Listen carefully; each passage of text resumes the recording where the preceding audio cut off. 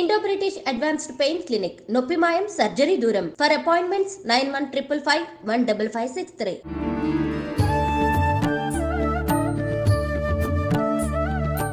నమస్కారం, welcome to I dream. ధర్మ మార్గం విత్ విజిత కార్యక్రమానికి స్వాగతం. అయితే మన నిత్య జీవితంలో మనం కొంతమందిని చూస్తూ ఉంటాం. ఎటువంటి వారంటే చాలా వరకు వాళ్ళ ప్రయత్నాలు వాళ్ళు చేస్తుంటారు, కష్టపడుతుంటారు, అయినా కూడా అనుకున్నది సాధించలేకపోతుంటారు. ప్రతిసారి వాళ్ళకు ఓటం అనేది ఎదురవుతుంది. ఇటువంటి విషయాల్లో అలాంటి వాళ్ళు చాలా బాధపడే సందర్భాలు కూడా మనం చూస్తూ ఉంటాం. ఎందుకు నాకు ఇలా అవుతోంది, అందరూ బాగున్నారు, కష్టపడుతున్నారు, వాళ్ళకు ప్రతిఫలం ఉంటుంది, కానీ ఎంత హార్డ్ వర్క్ చేసినా ఎంత ప్రయత్నించినా నాకెందుకు నేను అనుకున్నది జరగట్లేదు, ఎందుకు సాధించలేకపోతున్నాను, ఇలాంటి ఒక సందర్భాలు కొంతమంది ఫేస్ చేస్తూ ఉంటారు.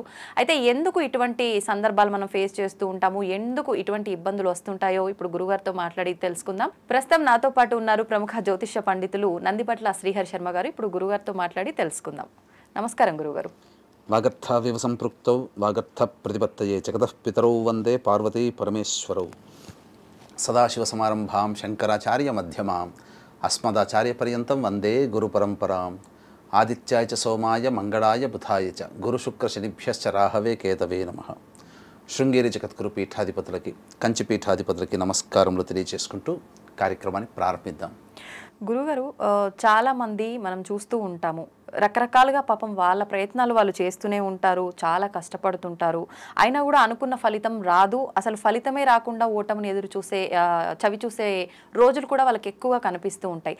చాలా విసిగి వేసారిపోతుంటారు. అరే ఎందుకు నాకు ఇలా అవుతుంది అని చెప్పి జీవితంపై కూడా విరక్తి చెందుతూ ఉంటారు.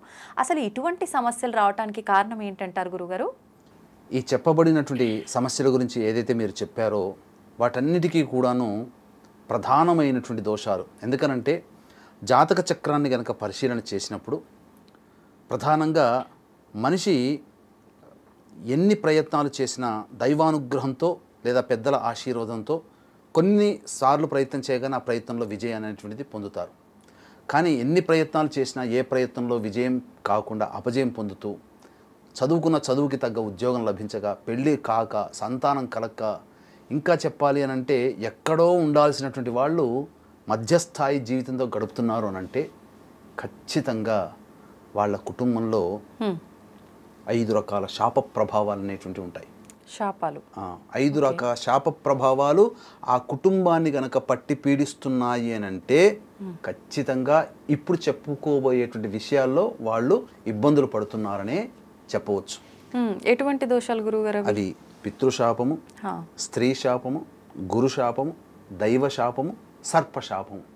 ఈ 5 శాపాల ప్రభావం వలన మానవుడు ఇబ్బంది పడుతూ ఉంటుంటాడు. ఈ 5 శాపాల నివృత్తికి ఏక పరిహారంగా కొన్ని పరిహారాలు గనక చేసుకున్నట్లయితే తప్పకుండా ఆ మానవుడు ఏ వ్యక్తి అయితే బాధలు పడుతున్నాడో ఆ బాధల నుంచి మరుక్షణమే విముక్తిని పొందడం జరుగుతుందమ్మా. అంటే ఈ 5 ఉంటేనే ఇలాంటి ఇబ్బందులా, లేదంటే వీటిలో ఏదో ఒకటి ఉన్నా కూడా అటువంటి ఇబ్బందులు వస్తుంటాయంటారా? ఇటువంటి ఇబ్బందులు ఉన్నాయనంటే ఈ 5లో ఏదైనా ఒకటి కావచ్చు. ఓకే, ముఖ్యంగా ఏది ఉండవచ్చు అంటారు? ముఖ్యంగా పితృశాపము, కనబడకుండా బాధించేటువంటిది స్త్రీ శాపము, అలాగే జాతకం చూడగానే చూసేటువంటిది విధానం కనబడేటువంటిది సర్పశాపము, దైవ శాపం వల్ల కూడా మానవుడు ఎదగలేడు. ఇలా 5 రకాల శాపాలు ఖచ్చితంగా ఉంటేనే ఈ రకమైనటువంటి ఎదుగుదల మానవుడికి ఉండదు. అంటే గురుగారు పితృదోషం అని చెప్పి నేను అసలు ఇంతకుముందు కూడా విన్నాను. ఏంటి గురుగారు పితృదోషం అంటే? పితృదోషం అని అంటే మనము 2 రకాలుగా మనం దాన్ని అన్వయించుకోవచ్చమ్మా.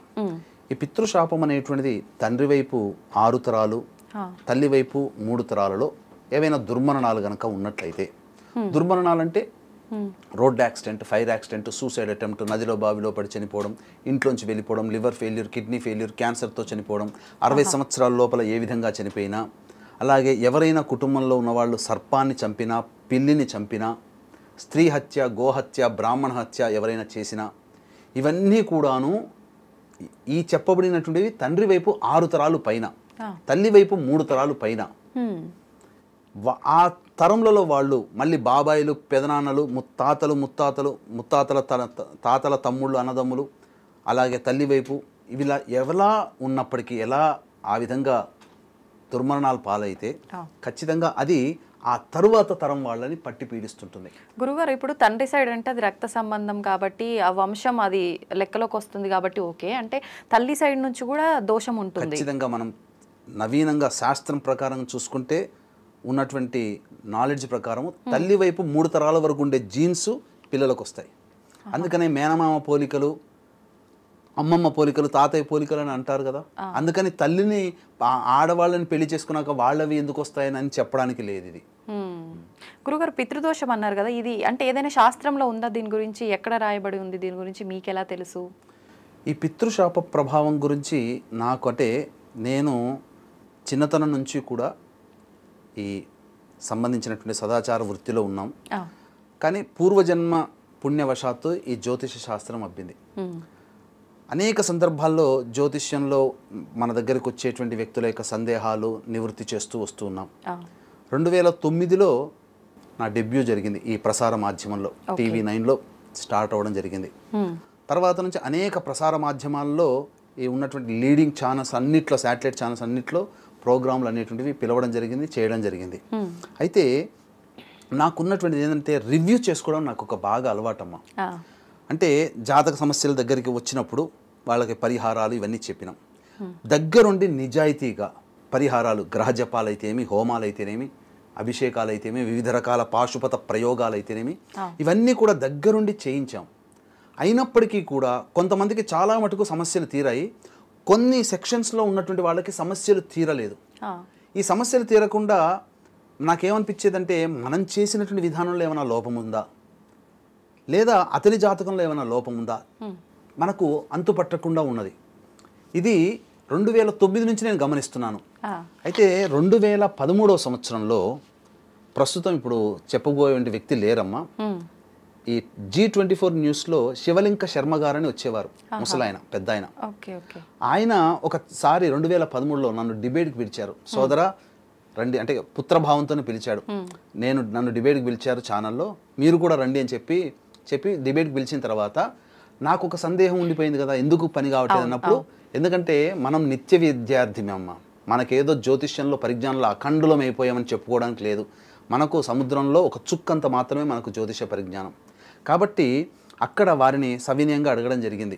అయ్యా ఇట్లా కొంతమందికి నేను జాతకాల రీత్యా పరిహారాలు చేయించినా కానీ సరిగ్గా వాళ్ళకి ఫలితం కనబడట్లేదు, ఎందువల్ల ఉంటుంది? మీరంటే పెద్దవాళ్ళు ఎంతో మందిని చూస్తున్నారు కదా, మీరు పరిజ్ఞానం నాకు కొంత తెలియచేయండి అని అంటే, ఉదాహరణకి జాతకం చెప్పమన్నారు. నాకు అందుబాటులో ఉన్నటువంటి ఆ వ్యక్తి యొక్క జాతకం చూపించినప్పుడు, ఈ వ్యక్తికి జాతకంలో పితృశాపం ఉందయ్యా అని అన్నారు. అంటే ఈ పితృశాపం అంటే ఏంటి అని అన్నారు. పితృశాపం అంటే ఏంటి, దాని వివరాలన్నీ సవివరంగా నాకు తెలియజేశారు. ఆ వ్యక్తి ప్రస్తుతం తర్వాత పుష్పగిరి పీఠం మఠాధిపతి దగ్గర సన్యాసాశ్రమం స్వీకరించి ఈ మధ్యనే గత సంవత్సరం కిందట సిద్ధి పొందారు వాడు. అయితే ఆ 2013లో తెలుసుకున్నటువంటి జ్ఞాన పరిజ్ఞానాన్ని బాగా తెలుసుకొని, అసలు రీసెర్చ్ చేసి ఈ పితృశాపం ఎందుకు వస్తుంది అని చెప్పుకొని తెలుసుకున్న తర్వాత, ఈ దోషం ఈ విధంగా ఉంటుంది కాబట్టి ఈ గ్రహాల కలయిక ఈ పరిస్థితుల వల్ల ఉంటుందని తెలుసుకొని, దీనివల్ల కలిగేటువంటి దుష్ఫలితాలు ఏంటివి అవన్నీ కూడాను సవివరంగా తెలుసుకొని రీసెర్చ్ చేసి వచ్చినటువంటి వ్యక్తులకి శాప ప్రభావం ఉన్నప్పుడు ఈ విధంగా పరిహారం చేసుకోండి అని తెలియచేయడం జరిగింది. కానీ మనకు ఈ తెలంగాణ ప్రాంతంలో ఉన్న వాళ్ళైతే నాసిక్ త్రయంబకేశ్వరంలో వెళ్ళమని, లేకపోతే ఈ సంబంధించినటువంటి ఆంధ్ర ప్రాంతంలో ఉన్న వాళ్ళకైతే దగ్గరగా గోకర్ణం కాబట్టి గోకర్ణం అని చెప్పడం జరిగింది.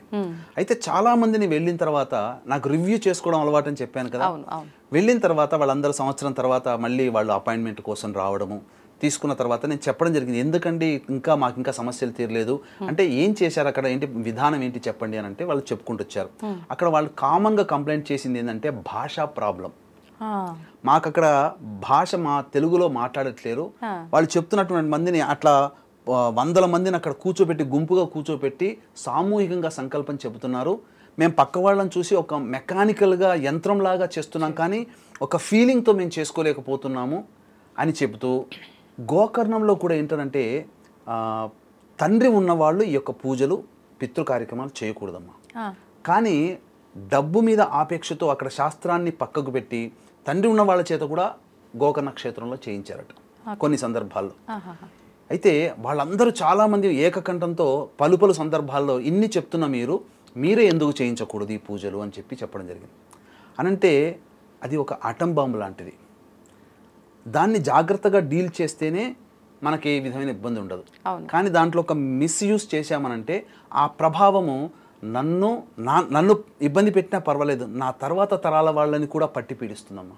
అందుకని భయపడి మంచిగా ఎవరు చేస్తారు అని చెప్పి తెలుసుకొని ఆ వ్యక్తుల చేతనే గత 10 సంవత్సరాల నుంచి చేయిస్తూ వస్తున్నాం. ఈ గత 10 సంవత్సరాలుగా చక్కగా మన ఆధ్వర్యంలో చేయిస్తూ వస్తున్నాం. ఇప్పుడు ఫలితాలు ఉంటున్నాయా గురుగారు? మీరు చక్కగా ఆ చేయించినటువంటి సంవత్సరంలో 6 నెలలు తిరగకుండానే సంతానం పొందిన వాళ్ళు, సంతానం కలక్క ఇబ్బంది ఉన్న వాళ్ళు, వివాహం కాని వాళ్ళకి వివాహాలైన ఉన్న వాళ్ళు, ముఖ్యంగా ఏంటంటే ఈ ల్యాండ్ ఇష్యూస్ ఏవైతే ఉన్నాయో ఆ ల్యాండ్ ఇష్యూస్ అన్ని కూడా సెటిల్మెంట్ లాగా అయ్యాయమ్మా. చాలా విచిత్రం. ఎంతో మందికి, వేల మందికి మంచి జరగడం జరిగింది. కాబట్టి ఇక్కడ ఏంటంటే వీక్షించేటువంటి ప్రేక్షకులు కూడా గమనించాల్సిన అంశం ఏంటంటే సాధారణంగా ఈ పూజా విషయంలో ఈ భారతదేశంలో అనేక ప్రాంతాలలో చేయిస్తారు. కానీ ఇక్కడ ఏంటంటే చాలామంది తెలియక చేసే తప్పు ఏంటంటేనమ్మా, గూగుల్ ఉంది కదా అని చెప్పి వెతుక్కొని వెళ్ళిపోతారు. ముక్కు మొహం తెలియని వాళ్ళ దగ్గరికి వెళ్ళిపోతారు. పరిచయం ఉండదు. జస్ట్ ఫోన్ నెంబర్ కాంటాక్ట్ చేసి మేము వస్తున్నామండి అని చెప్తారు. వాళ్ళు సరిగ్గా చేయిస్తున్నారో చేయించలేదో ఎలా తెలుస్తుంది? ఇక్కడ ముఖ్యంగా ఏంటనంటే శాస్త్రం తెలిసిన వ్యక్తి అయితే బ్రాహ్మలు కాబట్టి చక్కగా వాళ్ళు ప్రతినిత్యం కార్యక్రమాలు చేసుకుంటారు కాబట్టి వాళ్ళని చక్కగా చేయిస్తారు. కానీ అన్యులకి, ఇతర కులస్తులకి ఈ విధానం తెలియదు కదా, నామమాత్రంగా ఈ యొక్క విధానంతో చేయిస్తున్నారు. అంటే పురాణోక్తంగా చేయిస్తున్నారు. నేను గమనించింది. అందుకనే దగ్గరుండి ఈ యొక్క ప్రతి కార్యక్రమాన్ని చేసేటప్పుడు దగ్గరుండి ఈ కార్యక్రమాలు దగ్గరుండి చేయించడం జరుగుతుందమ్మా. అంటే పురాణోక్తంగా చేయించినప్పుడు ఏమవుతుంటే వాళ్ళకి ఫలితం దక్కట్లేదు, పులోమని వెళ్ళిపోతున్నారు. ఈ మధ్య చాలా మంది చూసుకునేటట్లయితే శాస్త్రీయంగా ఎక్కడ చేసుకున్నారో వాళ్ళకి తెలియకపోతున్నారు, దానివల్ల నష్టపోతున్నారు. అందుకని ఈ నష్టం వాళ్ళకి జరగకూడదు, సశాస్త్రీయంగా మంచిగా జరిగి. ఎందుకనంటే మంచి ఉంటుంది, చెడు ఉంటుందమ్మా. ప్రతి వృత్తి గౌరవప్రదమైనటువంటిదే. ప్రతి వృత్తిలో మంచి వాళ్ళు ఉన్నారు, మోసం చేసి సంపాదించే వాళ్ళు కూడా ఉన్నారు. అట్లాగే ఈ పితృదోషాన్ని అడ్డు పెట్టుకొని దుర్మార్గంగా కూడా సంపాదించే వాళ్ళు ఉన్నారమ్మా. ఏదో తూతూ మంత్రంగా ఈ పిండ ప్రదానం జరిపించి ఇదే పితృదోషం అండి అని చెప్పేవాళ్ళు కూడా ఉన్నారు. అలాంటి సంఘటనలు కూడా జరిగాయి. కాబట్టి మనము ఏ ప్రాంతంలో జరిగని పేరు చెప్పకూడదు, కానీ ఆ ప్రాంతంలో ఫలితాలు పొందక రివర్స్ అయిపోయి మళ్ళీ మన దగ్గరకు వచ్చి ఈ పరిహారాలు మీరైతే దగ్గరుండి చేయిస్తున్నారట అని చెప్పి చేయించుకొని వెళ్ళిన వాళ్ళు ఉన్నారు, సంతోషంగా ఉన్నవాళ్ళు కూడా ఉన్నారు. కాకపోతే ఇక్కడ గమనించాల్సినటువంటి అంశం ఏంటంటే ఈ పితృదోషము అనేటువంటిది ఉన్నప్పుడు, మానవుడికి సమస్యలు ఉన్నప్పుడు మాత్రమే ఈ పితృదోష పరిహారాలు చేసుకోవాలమ్మా. అంటే ఇప్పుడు ఇందాక మీరు చెప్పినట్టుగా ఇటువంటి సమస్యలు ఎవరికైతే ఉన్నాయో, ఎదుగుదల లేకుండా ప్రతి దాంట్లో ఇబ్బంది ఎదురవుతుందో వాళ్ళు, అలాంటి వాళ్ళు అంటే ప్రత్యేకించి పితృదోషంకి సంబంధించిన పూజలైన గురుగారు, ఇందాక మీరు చెప్పినట్టుగా స్త్రీ దోషానికి, స్త్రీ శాపానికి, వీటన్నిటికి కూడా ఇదే రకమైన పూజలు ఉంటాయా? దేనికి దానికి సపరేట్గా ఉంటాయా? మొత్తానికి ఈ 5 రకాల శాప నివృత్తికి తిల హోమాలు చేస్తాము. అయితే గురుగారు, నిజంగా ఈ పితృదోషం ఇప్పుడు మనం మాట్లాడుకున్న దాన్ని బట్టి చాలామంది అనుకుంటారు, అరే మేము కూడా ఇలా ఇబ్బందులు పడుతున్నాము, మరి మాకు కూడా పితృదోషం ఉందేమో అని ఒక సందేహం ప్రతి ఒక్కరిలో వస్తుంది. నిజంగా వాళ్ళకు ఆ సందేహం క్లియర్ అవ్వాలి అని అంటే మనం ఇంకా డీటెయిల్గా చెప్తే బాగుంటుంది. అటువంటి వారు ఎటువంటి సమస్యలు ఉంటాయి ప్రత్యేకించి? ప్రతి ఒక్కరు కూడా ఇప్పుడు మీరు చెప్పినట్టుగా ఈ పూజ చేసుకుంటేనే పరిహారం అనేది దొరుకుతుందా, లేదంటే ఎవరికి వారు చేసుకునేది కూడా ఉంటుందా?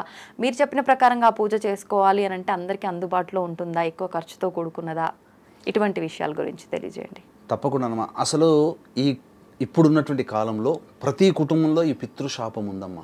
ఇప్పుడు ఏ కుటుంబానికి తీసినా తండ్రి వైపు 6 తరాలు, తల్లి వైపు 3 తరాల్లో దుర్మరణం పాలు కాని వ్యక్తులు ఎవరున్నారమ్మా? అంటే పూర్వకాలం నేను ఎందుకు చెప్తుంటే రీసెర్చ్ చేశాను కాబట్టి 10 సంవత్సరాల నుంచి వీటి మీద ప్రత్యేక రీసెర్చ్ చేసి ఉన్నాను కాబట్టి చెప్తున్నానమ్మా. 30 సంవత్సరాల కిందట మీరు విన్నారా ఈ పితృశాపాల గురించి? లేదండి. అంటే ఈ పితృశాపం అనేటువంటిది ఎలా ఏర్పడుతుందంటే తాత కాలంలో, అనగా మన తాత కాలంలో ఏర్పడింది అనుకోండి. ఎవరైనా దుర్మరణం పాలయ్యారు అనుకోండి, ఆ తాతకి ఆల్రెడీ సంతానం మన తండ్రి పుట్టుంటారు. కాబట్టి ఆ పుట్టిన సంతానం మీద ఎఫెక్ట్ పడదు. ఎవరి మీద పడుతుంది? మనవలుగా పుట్టిన మన జనరేషన్లో పడుతుంది. మనవాళ్ళు. ఎందుకనంటే తాత కాలంలో ఒక దుర్మరణం జరిగింది అంటే తాత అన్నదమ్ములో, అక్క చెల్లెల్లో పోయి ఉంటారు, దుర్మరణం పాలై ఉంటారు. వెంబడే ఆ దుర్మరణం తాలూకు దోషము, ఎందుకంటే దుర్మరణం పాలైన వ్యక్తికి ఆత్మకి మోక్షాన్ని పొందదు, అది వేదన. అంటే ఒక గర్భవతి ప్రసవించేటప్పుడు ఎంత బాధపడుతుందో అంతకి 1000 రెట్ల బాధని ఆ మోక్షాన్ని పొందని ఆత్మ అనుభవిస్తుంది. దుర్మరణం పాలవడం వల్ల ఆత్మకి మోక్షం కలగదు. ఆ బాధ అనుభవిస్తుంది కాబట్టి ఆ బాధని విముక్తి చేసేందుకై పలు రకాల సమస్యలు అనేటువంటివి ఉంటాయి. ముఖ్యంగా ఈ పితృశాపము అనేటువంటిది తాత కాలంలో జరిగి ఉంటుంది. దుర్మరణం ఆల్రెడీ సంతానం కలిగి ఉంటుంది ఆ తాతకి, మన తండ్రో తల్లో పుట్టుంటారు. వారికి ఇంకా వివాహం కాక ఉండవచ్చు. వివాహం అది ఎవరి మీద పడుతుంది? తర్వాత తరం మీద పడుతుంది, అంటే మనవల మీద పడుతుంది. ఆ తండ్రి కానీ తల్లి కానీ వివాహం చేసుకుని వారు సంతానం కలిగి ఆ సంతానం పెరిగిన తర్వాత ఇప్పుడు ఆ సంతానం ఇబ్బందులు పడుతున్నారు. అంటే మనవాడు ఒక్కడైనా అమ్మాయిలున్నా పడుతుంది, అబ్బాయిలకున్నా పడుతుంది. ఇవన్నీ కూడా ముఖ్యంగా గమనించుకున్నట్లయితే ఇది ఆ 30 సంవత్సరాల కిందట పితృదోషం లేనటువంటిది ఇప్పుడు అందరికీ ప్రతి కుటుంబంలో ఉంది. అందుకని ఇప్పుడు చూడండి, ఈ పితృశాపం ఉన్నటువంటి కుటుంబాలలో దుర్మరణాలు అంటే రోడ్ యాక్సిడెంట్, ఫైర్ యాక్సిడెంట్ కదా ప్రతి కుటుంబంలో ఎక్కువగా జరుగుతున్నాయి. ప్రతి చోట దుర్మరణాలు ఉన్నాయి. ఎందుకు దుర్మరణాలు అవుతున్నాయి? రోడ్లు పెరిగాయి, వెహికల్స్ పెరిగాయి, మనుషుల్లో స్టామినా అంటారు, అంటే మానసికమైనటువంటి స్టామినా తగ్గిపోయింది. చిన్నదానికి కూడా సూసైడ్ చేసేసుకుంటున్నారు. ఇలా కుటుంబంలో జరుగుతున్నాయమ్మా. అంతే ఇక చెప్పాలి అంటే ప్రతి కుటుంబంలో ఈ యొక్క పితృశాపం ఉన్నట్టే లెక్క, అందులో నో డౌట్. మరి దీనికి పరిహారం ఏంటంటే వారసులుగా మన బాధ్యత ఏంటంటే వాళ్ళు పంచిచ్చిన ఆస్తుల్ని అనుభవించడానికి మనకెంత అర్హత ఉంటుందో వాళ్ళకి సంబంధించినటువంటి దోష నివారణ చేసే బాధ్యత కూడా మనది. కానీ చాలామంది దీన్ని నమ్మక ట్రాష్ అని చెప్పి పక్కకు పెట్టేస్తారు, కానీ చాలా సమస్యలు ఎదుర్కొంటారమ్మా. ఎటువంటి సమస్యలు అనేటువంటి కలుగుతాయంటే ముఖ్యంగా ఈ సమస్యల వల్ల ఇక్కడ ప్రధానంగా కుటుంబ సభ్యుల మధ్య అవగాహన ఉండదు. తండ్రి మాట కూతురు కొడుకులు వినరు, తల్లి మాట కూతురు కొడుకులు వినరు, ఎవరికి వారే యమునా తీరైనట్టుంటుంది. అలాగే తరచూ యాక్సిడెంట్స్కి గురి అవుతూ ఉంటుంటారు కుటుంబంలో. అలాగే మందులకి నయం కాని రోగాలతో బాధపడుతూ ఉంటుంటారు. డాక్టర్ దగ్గర పోతారు, డయాగ్నోస్ అవుతుంది, ఏం లేదండి హాయిగా మంచిగా ఉండండి ఏం లేదని అంటుంటారు, కానీ అనారోగ్యంతో బాధపడుతూనే ఉంటుంటారు. సంతానం కలగదు. ఎన్ని ఐవీఎఫ్ సెంటర్లు తిరిగినా సంతానం కలగదు. డాక్టర్లందరికీ చూసిన ఐవీఎఫ్లో అన్ని రిపోర్ట్స్ నార్మల్గా వస్తాయి, మీరు ఆనందంగా దాంపత్యంలో ఉండే మీకు సంతానం కలుగుతుంది అంటారు, కానీ సంతానం కలగదు. ముఖ్యంగా ఇంటర్ క్యాస్ట్, ఇంటర్ రిలీజియన్ మ్యారేజ్లు ఏ కుటుంబంలో జరుగుతాయో ఆ కుటుంబంలో పితృశాపం ఉన్నట్టే లెక్క. ఈ పితృదోషం ఉన్నటువంటి కుటుంబాల్లో ఖచ్చితంగా పిల్లలకి ఇటువంటి ఇంటర్ క్యాస్ట్, ఇంటర్ రిలీజియన్ మ్యారేజ్లు జరుగుతాయి. ఇంకొకటి, అందరూ ఆడపిల్లలే సంతానంగా ఉంటారు, పురుష సంతానం ఉండరు. గుడ్డిగా మనం చెప్పొచ్చిందంటే ఆడపిల్లలే మాత్రం ఉండి పురుషులు సంతానంగా లేకపోతే ఆ కుటుంబంలో పితృశాపమే. ఇక్కడ ఆడపిల్లని తక్కువ అని కాదమ్మా, ఈ రోజుల్లో తల్లిదండ్రుల గురించి పట్టించుకునేది 100కి 70 మంది ఆడపిల్లలే. కాబట్టి ఆడపిల్లలు తక్కువ అని కాదు, ఎందుకంటే ఎక్కడో ఒక అయ్యకి దానం చేస్తారు, కన్యాదానం జరుగుతుంది, ఆ ఇంట్లో ఆమె వంశాభివృద్ధి అవుతుంది, మళ్ళీ వీళ్ళ వంశం ముందుకు వెళ్ళలేదు కదా. అలాగే ఇక్కడ శారీరక మానసిక లోపాలతో సంతానం కలిగి ఉంటారో ఈ పితృశాపం వల్ల ఆ విధంగా సంతానం కలుగుతుంది, దానివల్ల ఇబ్బందులు పడుతుంటుంటారు. ఇక ఈ పితృశాపం ఉన్న కుటుంబాలలో మద్యం, మత్తు పదార్థాలకి బానిసలై సంఘ విద్రోహకర శక్తులతో చేతులు కలిపి అరాచకాలు చేసుకుని జైలు పాలవుతుంటుంటారు. అధర్మమైనటువంటి ప్రయాణంలో చేస్తుంటారు సంతానం. ఇంకా తరచూ డైవోర్స్ అవుతుంటాయి, 1, 2, 3, 4 డైవోర్స్లు అయిన వాళ్ళు కూడా ఉన్నారు. పెళ్ళిళ్ళు కాక, ముఖ్యంగా పెళ్ళిళ్ళు కాక ఇబ్బంది పడుతుంటారు, బ్రహ్మచారినిగా ఉండిపోతుంటుంటారు. ఇంకా చెప్పాలి అని అంటే ఎన్నో పూజలు చేశాము, అసలు ఏ పూజలు మాకు ఫలించలేదు, దేవుడు లేడు అని అంటుంటారు కదా. అటువంటి బాధపడే వాళ్ళ కుటుంబాలలో పితృశాపం ఉంటేనే ఆ విధమైన స్థితి ఉంటుంది.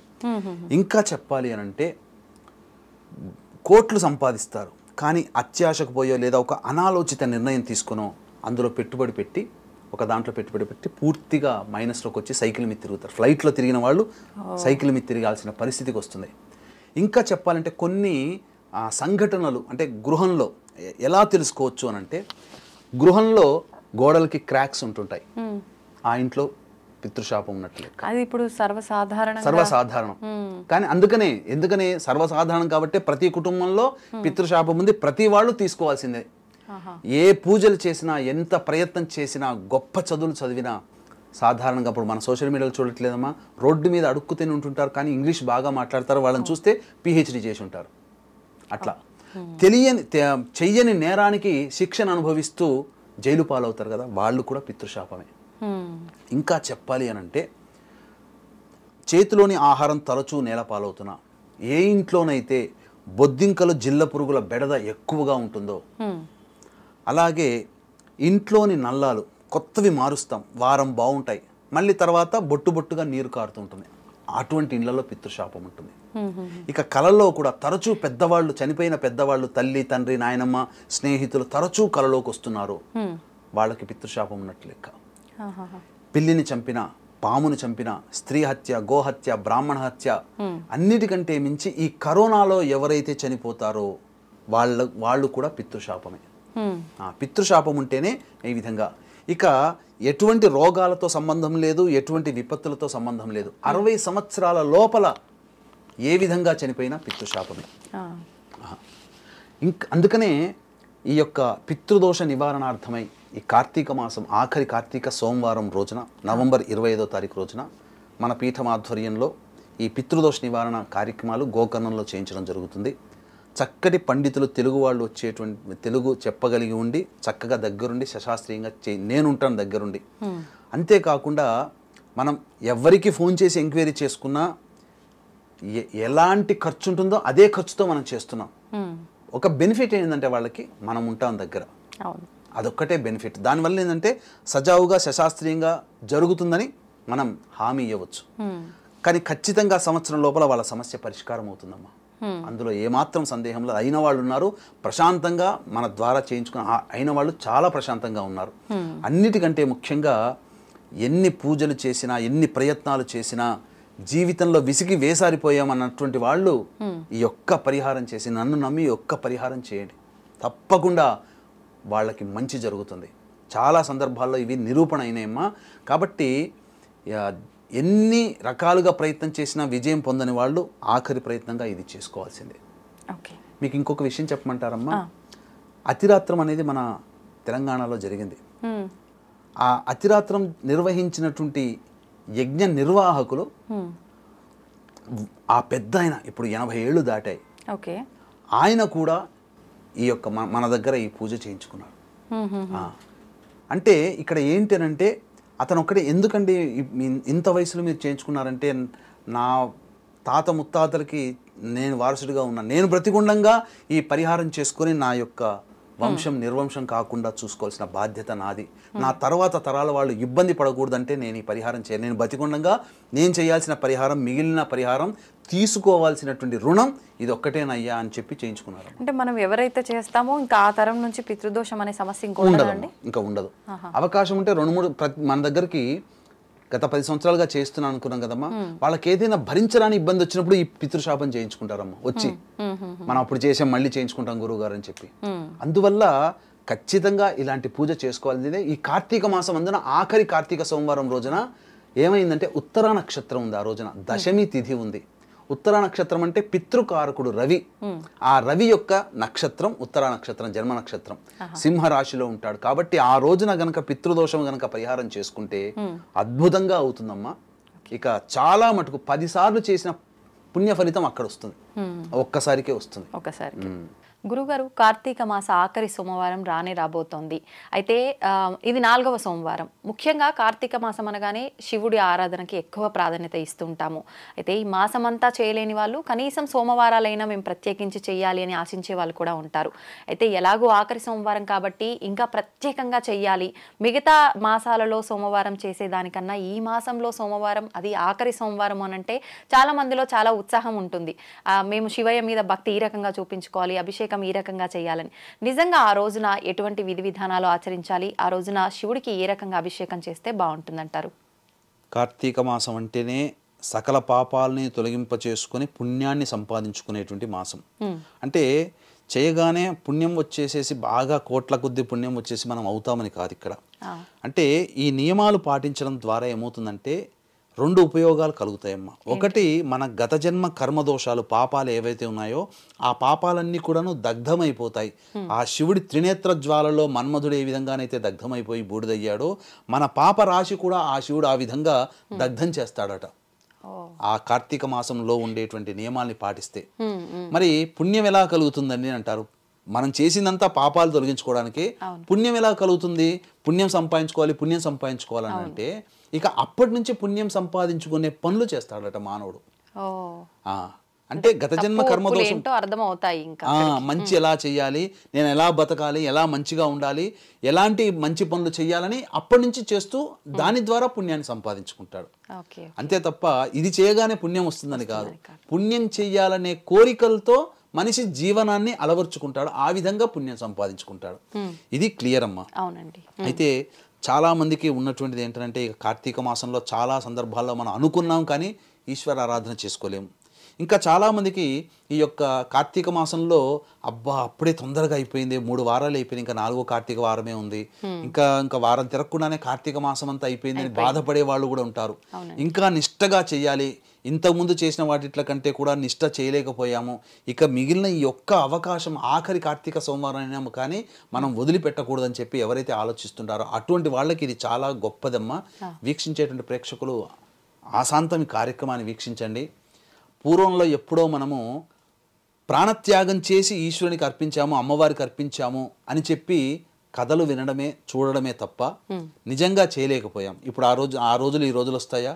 కానీ ఇప్పుడు నేను చెప్పేటువంటిది కార్యక్రమంలో ఆశాంతం వీక్షించినట్లయితే మనము ప్రాణంతో సమానమైనటువంటి దాన్ని మనం అర్పించడం ద్వారా మన ప్రాణాన్ని అర్పించినటువంటి ఫలితం మనం పొంది ఆ ఈశ్వరుడు మెప్పుని మనం పొందుతాము. ఏంటో ఆ వివరాలన్నీ సవివరంగా తెలియచేసుకుందాం.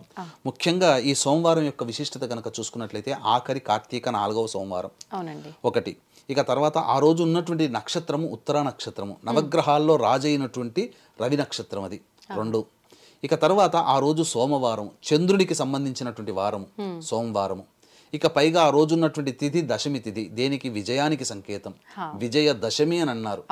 కాబట్టి ఈ 4 కూడా కలిసినటువంటిది. ముఖ్యంగా నవగ్రహాల్లో రాజు రవి, రాణి చంద్రుడు, ఎందుకంటే చంద్రుడు స్త్రీ గ్రహం కదా.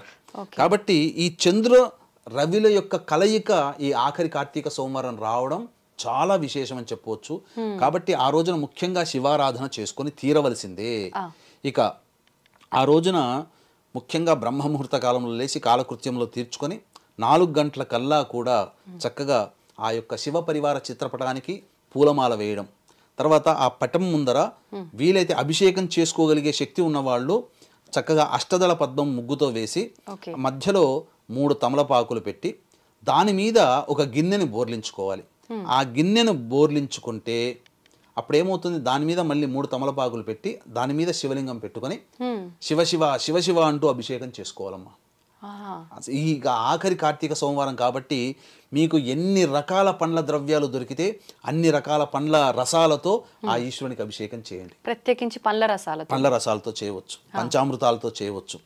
అభిషేకం చేసిన తరువాత చక్కగా ఆ శివలింగాన్ని శుభ్రపరచు. ఇవన్నీ కూడా శివలింగం పెట్టుకోగలిగే శక్తి ఉన్నవాళ్ళు. లేని వాళ్ళు ఇప్పుడు ఆ శివలింగాన్ని శుభ్రపరచుకున్నటువంటి తర్వాత శివాభిషేకం చేసుకోలేని వాళ్ళైనా శివలింగం అభిషేకం చేసుకున్న తర్వాత శివలింగాన్ని శుభ్రపరచుకొని చక్కగా అలంకరణ చేసి అప్పుడు శివాష్టోత్తరముతో మారేడు దళాలతో కానీ పుష్పాలతో కానీ అష్టపుష్పాలతో అనగా 8 రకాలైనటువంటి పుష్పాలతో కనుక ఈశ్వరుని అర్చిస్తే ఆ శివ సాయుధ్యం కలుగుతుంది. ఆ విధంగా చేయాలి. ఎటువంటి పుష్పాలు యూజ్ చేయొచ్చు? చామంతి పుష్పాలు చేయొచ్చు, గన్నేరు పుష్పాలు చేయొచ్చు, మల్లె పుష్పాలు చేయొచ్చు, మల్లికా పుష్పాలు చేయవచ్చు. ఇలా అనేకమైనటువంటి పుష్పాలు, పూజకి పనికొచ్చేటువంటి పుష్పాలతో చేయవచ్చు. ఆ తదనంతరం ఆ పుష్పార్చన చేసిన తరువాత తులసి చెట్టు దగ్గర అరుణోదయ కాలం, అంటే అరుణోదయ కాలం అంటే ఏంటి, సూర్యోదయం 6:14 ఉంటుంది. కాబట్టి 5:30 నుంచి 6:14 మధ్య కాలంలో ఉన్నటువంటి ముహూర్తము అరుణోదయ కాలం. అనగా సూర్యుడు రాకముందు ఆకాశం తెల్లవారి ఎర్రటి రంగులో ఉంటుంది. ఆ సమయంలో తులసి చెట్టు దగ్గర అష్టదళ పద్మం వేసి అక్కడ దీపారాధన చేసి విష్ణు సహస్రనామ పారాయణం చేయాలి. అంటే ఈ అరుణోదయ కాలానికి ముందే అభిషేకము చేసుకోవాలి. ఈ అరుణోదయ కాలంలో తులసి చెట్టు దగ్గర చక్కగా అష్టదళ పద్మం వేసి అక్కడ దీపారాధన చేసి ఆవునేతితో విష్ణు సహస్రనామ పారాయణం చేసి దానిమ్మ పండు నైవేద్యంగా పెట్టాలి. దానిమ్మ పండు ఎందుకంటే బీజాఫలంలో శ్రేష్టమైనటువంటిది అది. అన్ని ఫలంలోకెల్లా బీజాఫలం శ్రేష్టము. ఆ బీజాఫలంలో శ్రేష్టమైనది దానిమ్మ పండు. ముఖ్యంగా లక్ష్మీదేవికి చాలా ఇష్టప్రీతికరమైనటువంటి పండు. గురువు గారు, పండ్లు మనం దేవుడికి నివేదన చేసేటప్పుడు కొంతమంది కొంచెం ఒలిచి పెట్టాలంటారు, కొంతమంది అలాగే ఎలా పెట్టాలి? మామూలుగా మన ఆ గరిటెతోనైనా కానీ స్పూన్తోనైనా కానీ ఒలచొచ్చు. ఇట్లా మన గోరుతో ఒలవకూడదమ్మా. ఎందుకంటే గోరులో ఉండేటువంటి విషయం ఆ యొక్క చాలా మంది ఏం చేస్తారంటే గోరుతోనే ఇట్లా తీస్తారు. మనకు విషం అనేది ఎక్కడ ఉంటుందంటే గోళ్లలో ఉంటుంది, ఈ పళ్ళ దిగువన ఉంటుంది. అందుకనే మనిషి ఎవరైనా కొరికినా, జంతువు ఏదైనా కరిచినా మనకు విషం ఎక్కుతుంది. అలాగే గోల్డ్ రక్కిన జంతువులు, భల్లూకం కానీ పులులు రక్కితే, పిల్లి రక్కిన, కుక్క రక్కిన విషం చేరుతుంది. అలాగే మానవుడి యొక్క నఖములు, దంతములు, నఖదంతములు విషంతో సమానం. కాబట్టి ఆ యొక్క మనము ఇలా చేత్తో అన్నామంటే విషంతో పెట్టినట్టే లెక్క. కాబట్టి ఒక స్పూన్తో ఏదన్నా ఒక దాంతో లేదా ఒక చాకుతో కానీ కొద్దిగా దానిపైన ఉన్నటువంటి చర్మంని తొలిచివేస్తే ఆ బీజం కనబడుతుంది. ఆ బీజాన్ని పెట్టవచ్చు. ఆ విధంగా బీజాఫలం పెట్టిన తర్వాత ఆ రోజున వీలుంటే ఉపవాసం ఉండాలి. అందరినీ ఉపవాసం ఉండవని చెప్పట్లా. శివనామ స్మరణ చేసుకుంటూ ఉపవాసం ఉంటూ, ఉపవాసము ఉండలేని వాళ్ళు భోజనం చేయాలి. ఎప్పటి లోపల భోజనం చేయాలి? 12-1 గంటల లోపల భోజనం చేయాలి. మధ్యాహ్నం. ఎందుకంటే సాయంత్రం 5 గంటలకల్లా మళ్ళీ కాలకృత్యాదులు తీర్చుకోవాలి కదా భోజనం చేస్తే. అంటే వ్యవధి 4 గంటలు ఉండాలి. శరీరంలో పడ్డ పదార్థం అంతా కూడా జీర్ణమైపోవాలి. ఆ విధంగా అయిన తర్వాత 5 గంటలకల్లా మళ్ళీ కాలకృత్యాదులు, స్నానకృత్యాదులు తీర్చుకొని సూర్యాస్తమయ సమయం 6 గంటల 14 నిమిషాలకు ఉంటుంది కదమ్మా. ఈ 6 గంటల 14 నిమిషాల సమయానికి దేవాలయానికి చేరుకోవాలి. ముందుగా నవగ్రహాల చుట్టూ శివాయ నమః అంటూ 27 ప్రదక్షిణలు చేసిన తర్వాత అప్పుడు శివాలయంలో అర్చన జరిపించుకోవాలి. అక్కడ 360 + 360 720 ఒత్తులతో దీపారాధన చేయాలి. ఆ ఆఖరి సోమవారం కదమ్మా దీపారాధన అంటే చాలా విశేషమైనటువంటిది. దీపారాధన చేయాలి. ఇక ఇవన్నిటితో పాటు ఇంతకుముందు నేను ఒక ప్రాణాన్ని మనం అర్పించినటువంటి విధానంగా సమానం అని చెప్పాను కదమ్మా. ఇది అప్పుడు తెలియచేసుకుందాం. వీక్షించేటువంటి ప్రేక్షకులకి గమనిక, డిసెంబర్ 1వ తారీఖు రోజున ఆదివారం అమావాస్య సందర్భంగా జాతకరీత్యా విద్య, వివాహ, ఉద్యోగ, దాంపత్య, సంతాన, అనారోగ్య సమస్యల నివారణకి మరియు గోచార రీత్యా వృషభ, మిథున, కర్కాటక, సింహతుల, వృశ్చిక, మకర, కుంభమీన రాశుల్లో జన్మించినటువంటి వారికి సర్వదోష నివారణ పూజలు, హోమాలు శ్రీశైల క్షేత్రంలో పర్ హెడ్ 1500 రూపాయలకు చేయించడం జరుగుతుంది. కార్యక్రమ తదనంతరం కాంటాక్ట్ చేసి గోత్రనామాలు నమోదు చేసుకోవచ్చు. ఇక ప్రాణంతో సమానమైనటువంటి ద్రవ్యాన్ని మనం సమర్పించి అభిషేకం చేసుకున్నట్లయితే ఈశ్వరుడి యొక్క అనుగ్రహం అతి త్వరగా కలుగుతుందమ్మా. ఏంటనంటే అన్నముతో అభిషేకం చేయడం.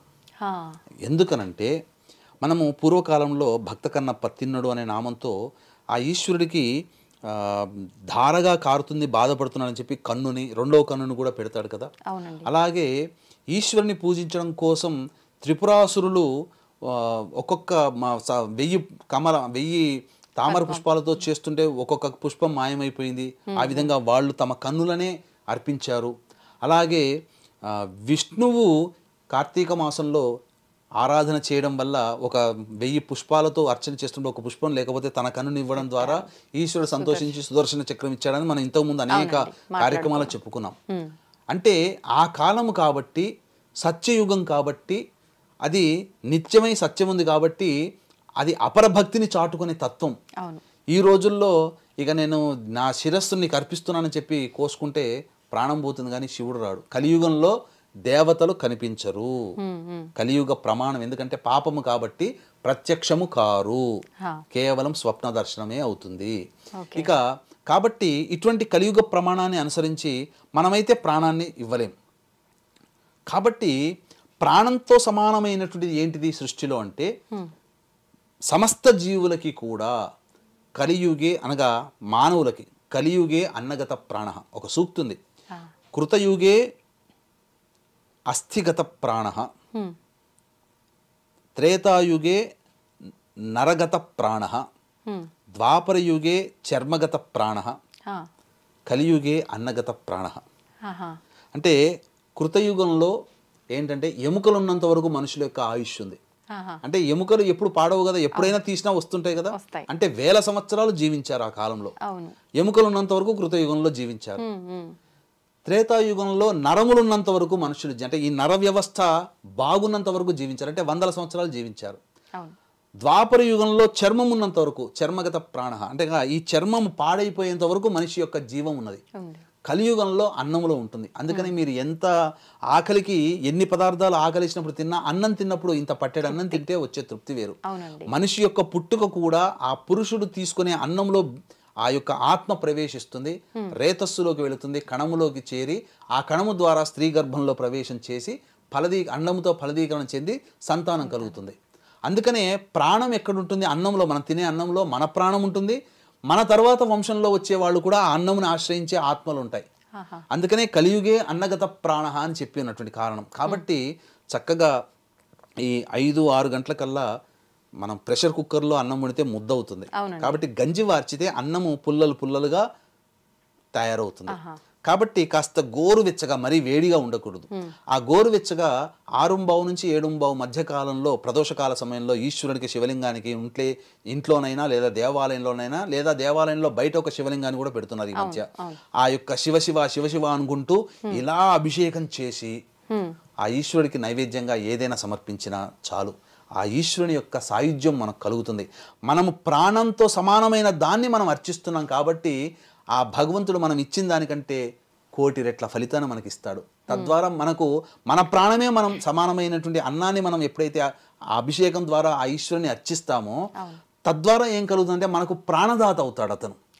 అంటే ఏ విధంగా ప్రాణదాత అవుతాడో మనకు, మన కుటుంబానికి ఏ విధంగా అవుతాడంటే, ఆపద సమయంలో, ఇబ్బందులు గండ సమయంలో మనకు ప్రాణం పోయే సమయాలు వస్తాయి చూడండి అమ్మా. అటువంటి సమయంలో మనకు రక్షగా నిలబడి మన ప్రాణాన్ని నిలబెడతాడు.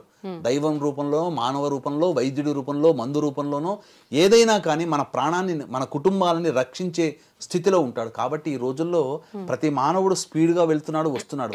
క్షేమంగా ఉండాలంటే ఖచ్చితంగా అన్నాభిషేకము ఆరుద్ర నక్షత్రం రోజునైనా కానీ, లేదా ఆఖరి కార్తీక సోమవారం అయినటువంటి 25వ తారీఖు రోజునైనా కానీ చేసుకోవాలమ్మా, తప్పదు. ఆ విధంగా చేసినట్లయితే మన ప్రాణాన్నే మనం అర్పిస్తున్ననే భావన మనం కలుగుతూ చేయడం వల్ల ఆ ఈశ్వరుడు సంతోషించి మనకు ప్రాణదాత ప్రాణభిక్ష మనకు, మన కుటుంబానికి పెడతాడు అని చెప్పడంలో ఏమాత్రం సందేహం లేదమ్మా. గురువుగారు, ఒకవేళ ఈవినింగ్ ఇదంతా చేయలేని వాళ్ళు ఉదయం ఇదంతా చేసుకోవచ్చా? ఉదయమైనా చేసుకోవచ్చమ్మా, తప్పులేదు. ఆ చేసి అభిషేకం చేసినటువంటి పదార్థాన్ని అంతా కూడాను భుజించవచ్చు. ఆ రోజంతా ఉపవాసం ఉండి తెల్లవారి భోజనం చేయొచ్చు. అయితే తెల్లవారి ఏకాదశి కూడా అయింది కదా, మరి 2 రోజులు ఒకేసారి ఉపవాసం చేయకూడదు. కాబట్టి ఆ రోజున ఆ పెట్టబడినటువంటి అభిషేకం చేసినటువంటి ఏదైతే ఉంటుందో అది భుజించవచ్చు. కుటుంబ సభ్యులందరూ కూడా అభిషేకం చేసినటువంటి అన్నాన్ని భుజించవచ్చు. గురుగారు, ఆరుద్ర నక్షత్ర సమయంలో కూడా చేయవచ్చు అన్నారు కదా, అదెప్పుడు? అది ఆరుద్ర క్యాలెండర్ లో చూస్తే ప్రతి నెల ఆరుద్ర నక్షత్రం ఉంటుంది. మొన్న ఆరుద్ర నక్షత్రం కూడా వెళ్ళిపోయింది. అయితే ఛాన్స్ లేదు ఈసారికి, ఆ రోజే చేయాలి ఇంకా తప్పకుండా. గురుగారు, ఏకాదశి చాలా విశిష్టమైనదని చెప్పి మనం మాట్లాడుకుంటూ ఉంటాము. ఏకాదశి రోజు ఉపవాసాలు చేస్తూ ఉంటాము. అయితే ఇంతకుముందు మనం తొలి ఏకాదశి గురించి, వైకుంఠ ఏకాదశి గురించి మాట్లాడుకున్నాం.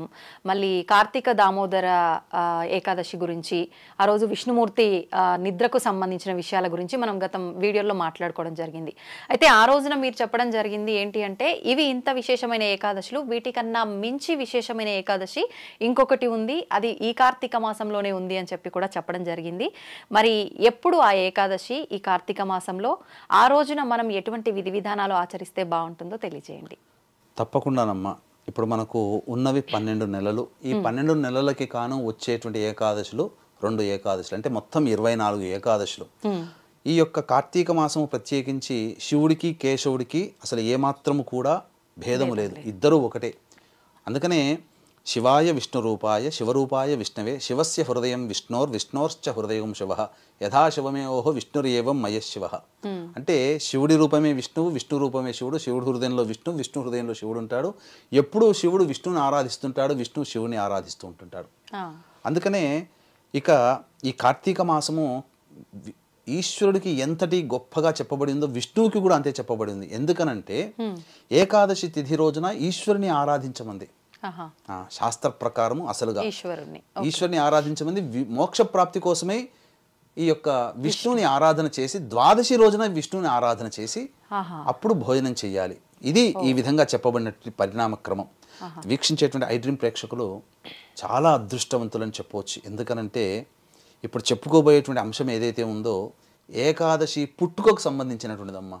అసలు తెలిసి తెలియక మనం చాలామంది ఈ ఏకాదశుల్ని మనం ఆచరిస్తూ వస్తున్నాం. తెలిసిన తర్వాత ఇంకా చాలా గొప్పగా ఆచరిస్తూ వస్తున్నాం.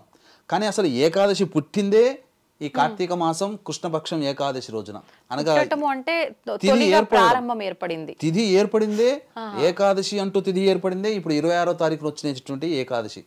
కార్తీక మాసం కృష్ణపక్షంలో వచ్చే ఏకాదశి కాబట్టి ఈ ఏకాదశి రోజున అసలు ఆ యొక్క పుట్టుకకు సంబంధించినటువంటి కథ విన్నా సంపూర్ణమైనటువంటి శివానుగ్రహం విష్ణు అనుగ్రహం కలుగుతుంది. కాబట్టి అన్ని ఏకాదశుల్లో ఒక మణిపూస లాంటిది ఈ కార్తీక కృష్ణ ఏకాదశి, బహుళ పక్షంలో వచ్చేటువంటిది. అసలు ఈ ఏకాదశి పుట్టుక గనక చరిత్ర గనక తెలుసుకునేటంటే చాలా గొప్పగా ఉంటుంది. పూర్వము తాళజంఘుడు అనేటువంటి ఒక మహారాక్షసుడు ఉండేవాడు. ఆ రాక్షసుడు బ్రహ్మ సముద్భవుడు అనగా బ్రహ్మ ద్వారా జననం పొందినటువంటి వాడు. అయితే ఈ యొక్క తాళజంగుడికి ఒక గొప్ప కోరిక ఉంది. ఏంటనంటే నేను ఎట్లాగో త్రిమూర్తుల్ని గెలవలేకపోయాను కాబట్టి త్రిమూర్తుల్ని, అంటే మనము ఎలాంటి మనస్తత్వం అంటే మనకి ఇప్పటికీ కూడా మనం చేయలేని పనులు మన కోరికలన్నీ కొడుకుల రూపంలో తీర్చుకుంటాం, సంతానం ఆడపిల్లల రూపంలో తీర్చుకుంటాం. నేను ఆడలేకపోయాను క్రికెట్, టెండూల్కర్ వచ్చాడు అలా అనమాట. అంటే ఇలా నా కొడుకు కూడా త్రిమూర్తుల్ని జయించాలి అనే ఉద్దేశంతో గొప్ప తపస్సు చేసి అటువంటి కొడుకును సంపాదించుకోవాలని బ్రహ్మవర ప్రసాదం చేత ఆ వరాన్ని పొందాడు. ఆ వర ప్రభావము చేత ఆ కొడుకు జన్మించాడు మురాసురుడు అనేటువంటి ఒక రాక్షసుడు. ఆ రాక్షసుడు జన్మించిన దారభ్యత అనేకమైనటువంటి దుష్టకృత్యములు చేస్తూ సమస్త లోకాన్ని పీడింపచేస్తూ అడ్డు వచ్చినటువంటి వాళ్ళని ఇబ్బంది పెట్టేవాడు. ఇలా ఇంద్రాది దేవతల్ని మరియు బ్రహ్మని శివుణ్ణి కూడా ఓడించి బందీలు చేసేశాడు. ఆ విధంగా బ్రహ్మశివులు ఇంద్రాది దేవతలందరూ కూడా విష్ణు దగ్గరికి మొరపెట్టారు. ఎందుకంటే సృష్టి స్థితి లయకారకాలలో స్థితికారకుడు అనగా రక్షించేవాడు, పోషించేవాడు, పరిపాలించేవాడు విష్ణువే. కాబట్టి ఈ విష్ణువు దగ్గరికి వెళితే అందరూ మొరపెట్టుకోగానే ఇక ఎట్లయినా తప్పదు, ఇక నేను దిగక రంగంలోకి రాక తప్పదు అని చెప్పి ఈ యొక్క మురాసురుడితో 1000 సంవత్సరాలు ద్వంద్వ యుద్ధం చేశాడు. 1000 సంవత్సరాలు ద్వంద్వ యుద్ధం చేసిన తర్వాత కూడా అతని శక్తి తగ్గిపోలేదు. విష్ణువు అలసిపోయాడు. సింహవతి అనేటువంటి ఒక గుహ దగ్గరికి చేరుకొని ఇక ఆ గుహలో విశ్రాంతి తీసుకుంటూ ఇక ఎట్లయినా కానీ ఈ విశ్రాంతి నుంచి నేను బయటపడగానే ఆ మురాసుని ఖచ్చితంగా సంహరించి తీరాలి అని చెప్పి మనస్సులో ప్రతిజ్ఞ పూనుకొని విశ్రాంతి తీసుకున్నాడు.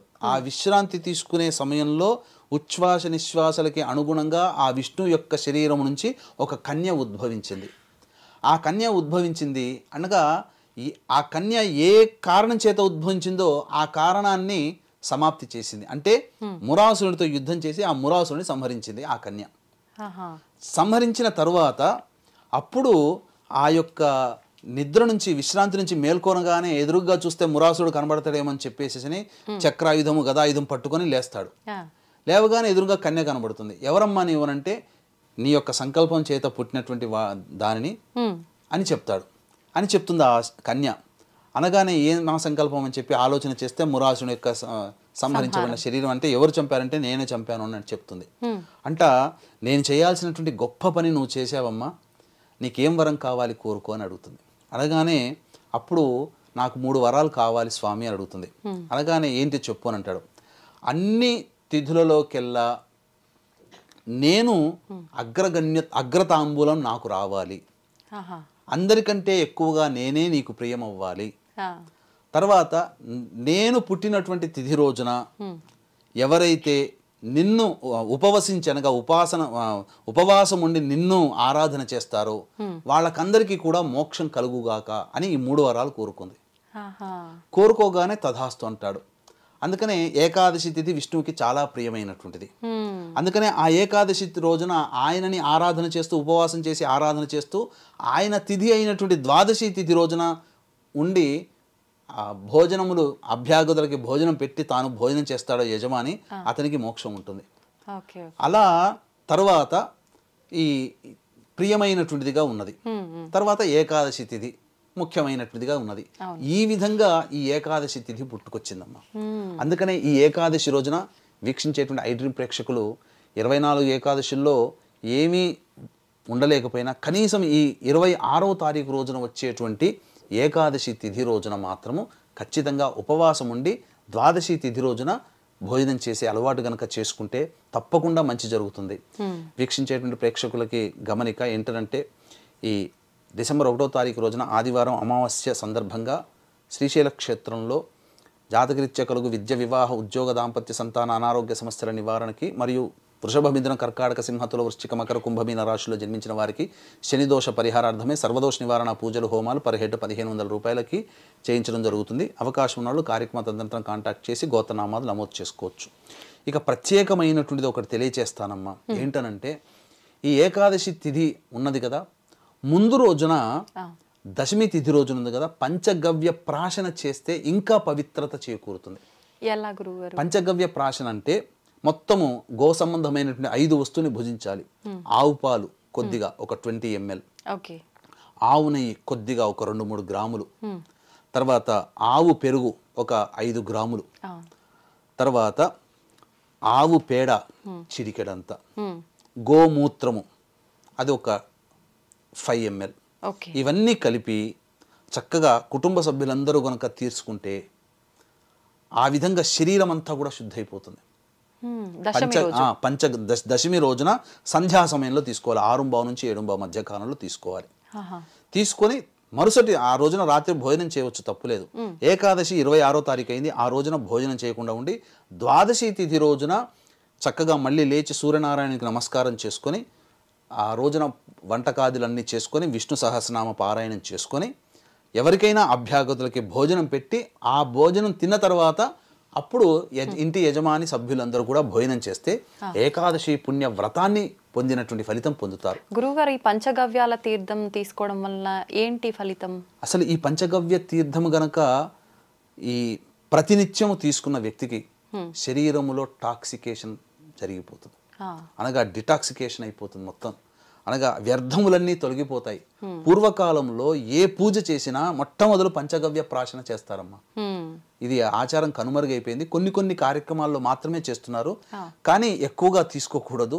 అసలు మనం భరించలేము, 1 గంట వరకు ఏ పదార్థం భుజించలేము, అలా ఉంటుంది.